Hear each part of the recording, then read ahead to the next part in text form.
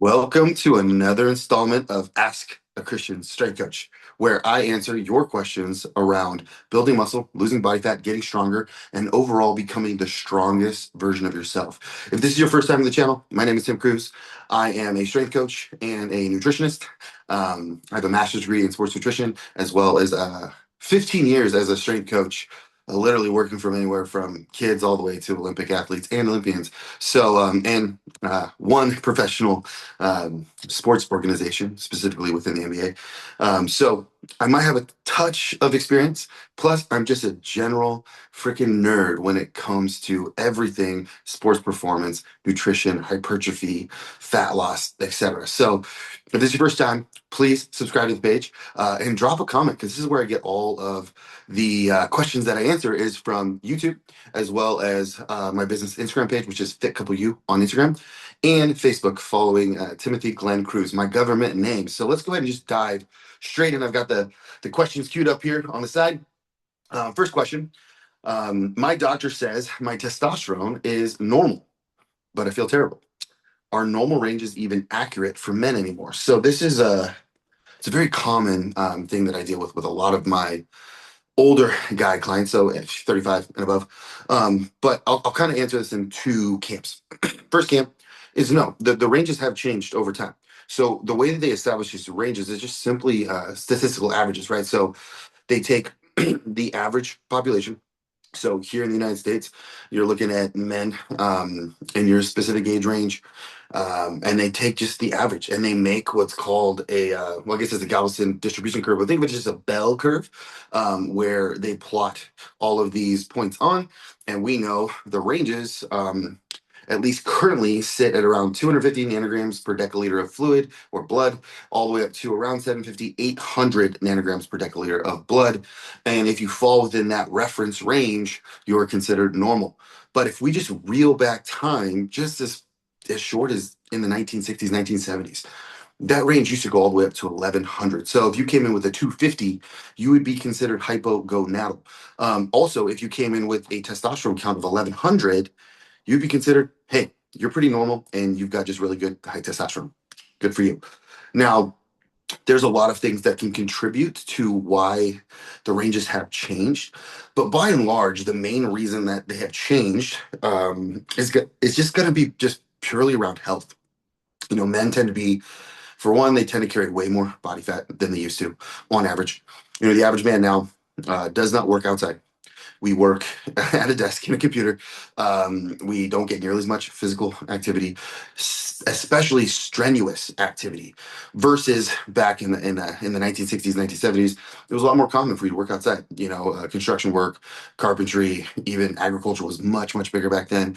And we didn't have all these screens, so a lot of the fun stuff we did was outside. Just talk to your dad, and most likely he will tell you a lot more stories than him watching movies and playing video games. So yes, the range is not even the same anymore. But the real point of this question is your levels came back normal, and it doesn't say exactly what that level was, but you feel like garbage. And so I kind of want to break this down. Your testosterone levels are not necessarily good or bad based off of one snapshot at a time. So you will get blood work done. And let's say they come back at 250. You're right at the cusp of being hypogonadal. So your doc's like, hey, he's a very conservative doctor, or she, you know, I'm not trying to be sexist, but they're like, hey, we're not going to put you on TRT. Your levels are in the normal range. But unless you've got a full panel where you were able to compare your free testosterone to your total testosterone, we don't really know how much of that is actually bound up in circulation. Your body has a hormone called SHBG, which stands for sex hormone binding globulin, which will actually bind up testosterone and basically enable it or disable it, making it inert so it can't act on your tissues. It can't do all the fun stuff that testosterone is supposed to do in a natural, healthy male. And why is the reason for that? And this is kind of the compounding variable. And I'm not saying jump to testosterone therapy right away or find a new doctor. But what this really goes to show is that the main thing, outside of if you're taking some kind of exogenous help, like a lot of DHT, such as like Winstrol, Anavar, etc., they will drive up SHBG, but that's a different playing field, and we don't want to dive down that pharmacology route right now. But in a natural individual, natural male, if that level is high, SHBG is high, there's something going on internally that is making you making your free testosterone level lower, namely lifestyle. And I'm going to name off just a few. And this is probably where I would start the majority of my work is, are you carrying too much body fat? If you're carrying too much body fat, number one is SHBG is going to be higher, but two, aromatase activity, meaning your body's ability or proclivity to convert your natural testosterone into estrogen, is also higher. The more body fat you have, the more aromatase enzyme you make, the more testosterone gets converted to estrogen. Therefore, it cannot do testosterone's job. So lose body fat. Get down into that healthy athletic range between that 12 to 16% body fat. You ain't got to be shredded like a bodybuilder, but you should probably be able to see the outline of your abs. So that's number one. Body fat's too high. Number two is your diet is garbage, which also leads to number one, which is your body fat being too high. If you're eating way too much garbage, way too much junk, you're most likely going to be just putting a lot more inflammation within your system or causing a lot more inflammation within your system. And a high systemic chronic inflammatory state is definitely not good for testosterone. It's going to bind it up. It's going to, and if we just take this at an evolutionary standpoint, and I'm not saying I'm all pro evolution, but natural adaptation, right? If we're saying that, like, what is the purpose of these hormones, right? We think about testosterone has a lot of purposes, but in biology, as a human being, our biology, our physical form cares about effectively two things. Number one, survival, right? We need to survive. Number two, ideally, we need to be healthy enough to procreate, meaning pass on our genes. That's what our biology cares about. It doesn't really care about how you feel. It cares about your being alive and your ability to make babies. So when you are unhealthy, highly inflamed, carrying too much body fat, eating like garbage, your body, your biology doesn't want you to make babies, because it means that if we take away the food, like the gas stations and the grocery stores and the DoorDash and Uber Eats and all that crap, in nature, that didn't exist. And when we were unhealthy, it normally meant that something was going on environmentally, which meant it wasn't a good time to have a child. So your body has all these like mechanisms to prevent that. So so the third thing would be your stress level. Are you not getting enough sleep? Are you chronically stressed out? Again, naturally, that would be a terrible position to have a baby. So address that. Go to bed at the same time. Wake up at the same time. Get plenty of sleep, 8 to 9 hours every single night. Um, you know, quit drinking freaking alcohol. Quit smoking pot. Doing all the things that are really trying to medicate your ability to get good quality sleep. So if we're addressing body fat, nutrition, rest, and stress, the vast majority of that stuff will go away. Give yourself 3 months, really focus on that, and then go back and get a second round, see if that testosterone level hasn't come up. And also, if that free testosterone level hasn't come up, and who knows, you probably will feel better by proxy, even if those numbers don't move, because you're not inflamed, tired, and stressed, in fact. So that's how I would answer that question. I don't really think it's warranted to just force the issue. You got to get yourself in a better place physically and health wise before approaching TRT. And guess what? If you're still hypogonadal or you still feel like garbage, okay, now find yourself a really good qualified doctor that ideally an endocrinologist or some sort that knows their ins and outs when it comes to hormone replacement therapy, and see what a little bit of testosterone will do for your life. All right, next question, if I can find it. All right, this one is a meaty one. So barbell training versus machine training. All right, so this user said, everyone online says barbells are outdated or dangerous. Now, am I actually doing something wrong by wanting to squat, deadlift, and bench like I used to? This makes my blood pressure go up. I'm not freaking gonna lie. I don't know what is up with the culture of strength. Like, we're looking for ways to not work hard. I'm not saying that machines aren't great. I freaking love machines. I will train my butt off on machines. But let's not throw the baby out with the bathwater. Squats, deadlifts, presses, rows. I mean, they are fundamental for a reason. I'm a big believer that you should be very prolific, not prolific, that's not the right word, proficient with these base patterns early on in your strength career.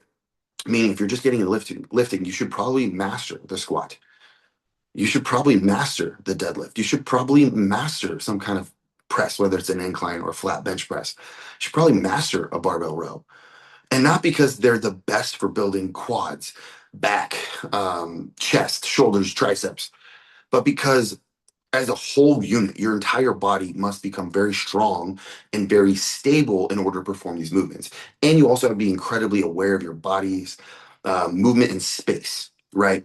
Coming from an athletic background, this is like all we did, but it was because it needed to translate to the field. Or for me, I played football and wrestled, and then in college I played baseball. It had to translate to my sport. So it was less about the numbers that you could put up and more about how those numbers made you a better athlete. Well, all the things I talked about, your core stability, everything being strong head to toe, your ability to move in space and be aware of your body, your coordination, your technique, all that transfers. So we need to be proficient in that. And the second, which is really kind of the ethos behind this question, or this culture that just irks me, is like why the hell are we trying not to work hard? I understand you see a leg extension and you see a back squat. Yeah, I don't want a freaking back squat either. I want a leg extension because that shit's easy. But back squat, I'm gonna you know this. A back squat is gonna give you more than a freaking leg extension. It's not gonna be as stimulus fatigue, blah blah blah blah. It's also not going to be as isolated on your quadriceps, your rectus femoris, your vastus lateralis, blah. But you know what? Everybody who has big legs has done some variation of a squat. And everybody's gonna be like Dorian Yates. He squatted his ass off and he still hack squatted all the way through his career. So I'm not saying barbell only, but you should have a squatting pattern in your program. You should also have a hinging pattern, aka some type of deadlift, RDL, stiff-legged deadlift, a rack deadlift, if you will. You can even have something like a bench over barbell row, which is a hinge motion. You want to have these core fundamental things in your system, in your program, to make you a very well-rounded athlete. And I guarantee for every minute you spend doing these hard movements, you're going to get a higher return, aka more out of them in terms of muscle mass, in terms of strength, and just in terms of overall freaking grit. And if you're trying to get lean, like the amount of calories that those require is just infinitely higher than a freaking leg extension or a pinky up freaking dumbbell tricep kickback. All right, I'm moving on because I don't want to hate anymore. So next, this one is one that makes me laugh. So this is actually from a client of mine that just started. My wife jokes that she likes dad bods, but I feel like she's just being polite. Is dad bod actually attractive, or is it just men coping with being out of shape? I don't think anybody actually believes that dad bods are attractive, or more so than someone who's lean and strong and masculine looking. However, I will point this one thing out because I'm just seeing right through that. I don't believe it. I think it's a social nicety, if you will. But roll with me on this. So when we're younger, pretend that you're a female. When you're younger in your 20s, your your eyes are probably on the hot guy, right? The guy who has the broad shoulders, the guy that's got the six pack, the guy that is alpha, for lack of a better term. But as you get older, your desires and your needs specifically can change, right? Imagine when you crop over 30, maybe over 35. Now, what are you looking for out of a man? You're looking for security. You're looking for someone who's probably not going to cheat on you. Because let's be honest, most of those job types can be terrible partners. You're looking for someone who probably has a decent job, someone who's really consistent, someone you can depend on to raise a family with. And let's be honest, a lot of these dad bod types, they fit that bill. Yeah, they might not look super alpha. They might not look super masculine, but a lot of times they're damn good husbands and damn good fathers. So, you know, if someone says it's more attractive, I see that because I can totally understand that. If I was a female and I was trying to get married, I would be looking for those qualities.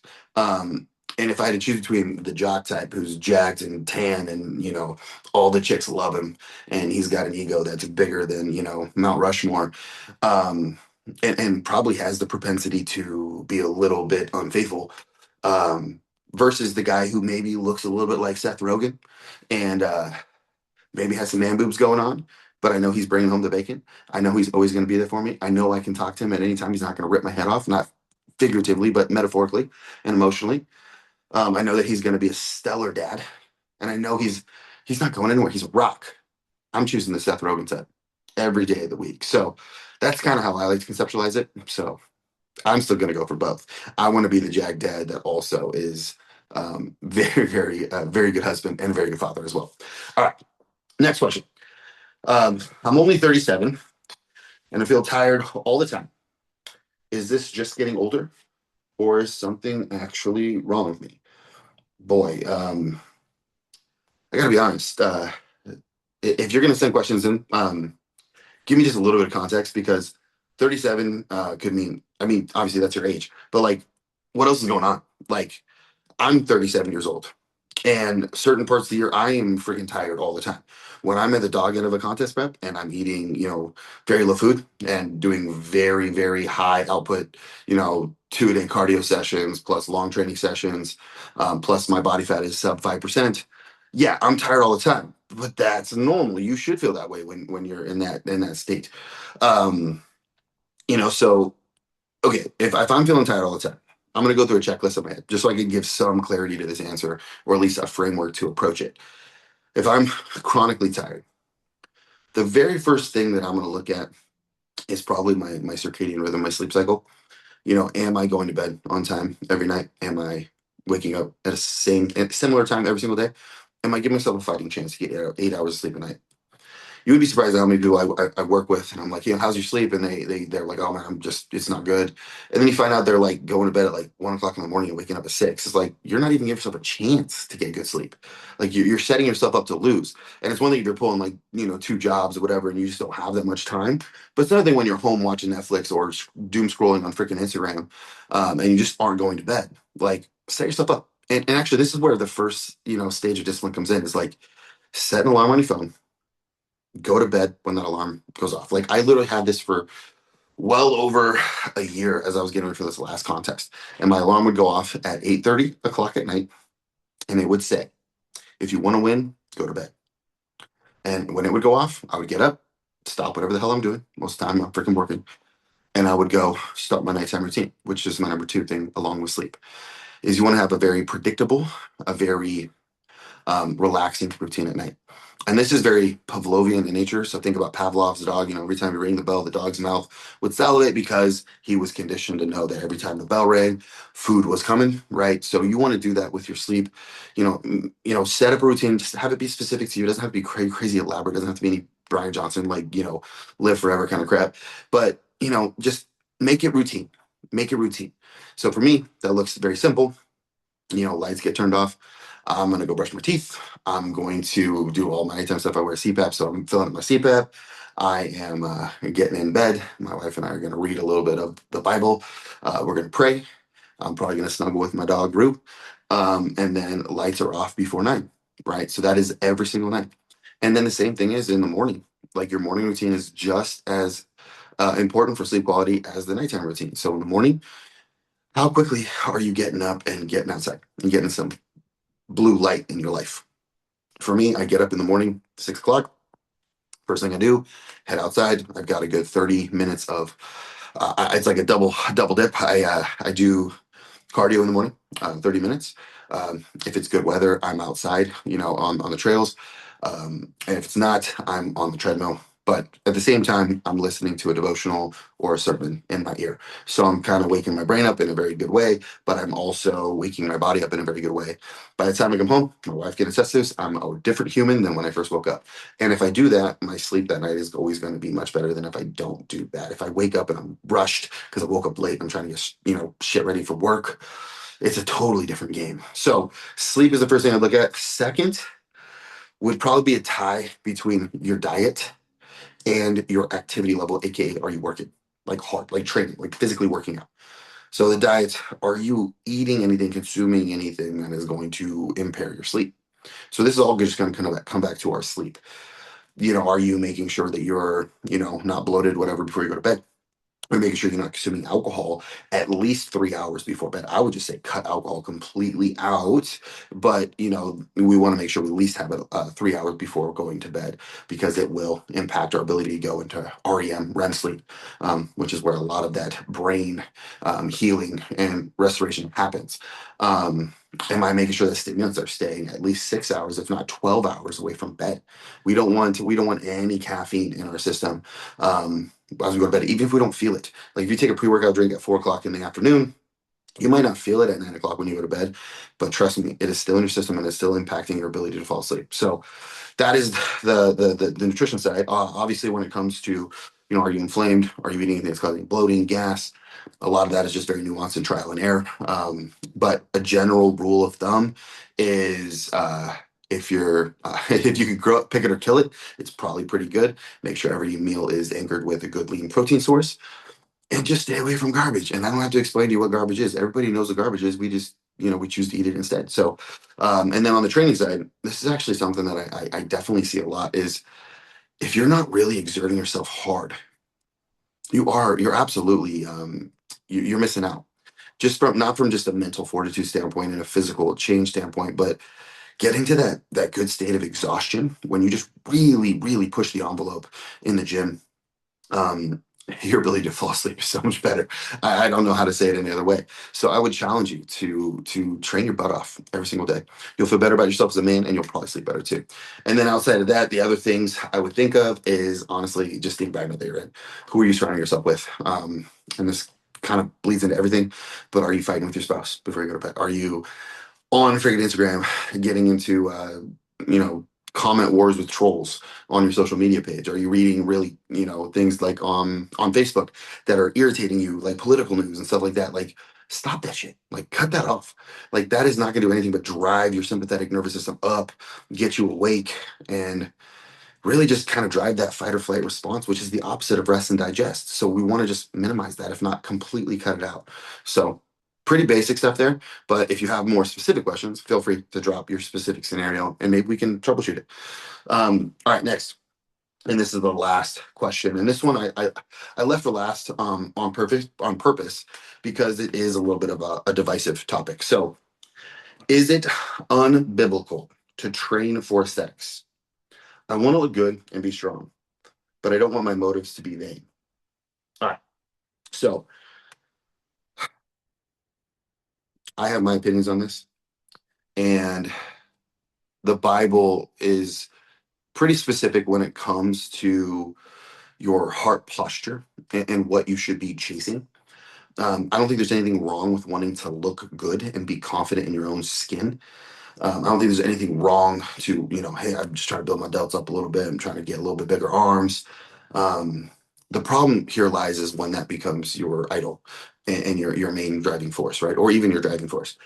Like the reason to train and be strong and to even be healthy, which a lot of times correlates to looking good, is so we can be better, stronger men that God calls us to be for our family, for our spouse, for our children, for our communities, for our job. Honestly, so we can be that the warrior, prophet, king, protector, provider that God wants us to be, that He's called us to be, that He's gifted us with all of this, hormones and muscle mass to be able to accomplish more so than the other gender. That should be our driving factor. Now, I have definitely been on both sides of the camp. I'm not going to lie. Competitive bodybuilder for a long time. And this last season, I had a really big epiphany around this that I was creating it into an idol. And God's very clear. It's actually one of the Ten Commandments. It's number one. You should have no gods before me, right? So if you are chasing your physique with more fervently and more passionately, if it is guiding your decisions more so than your creator, I would say no. It's not biblical.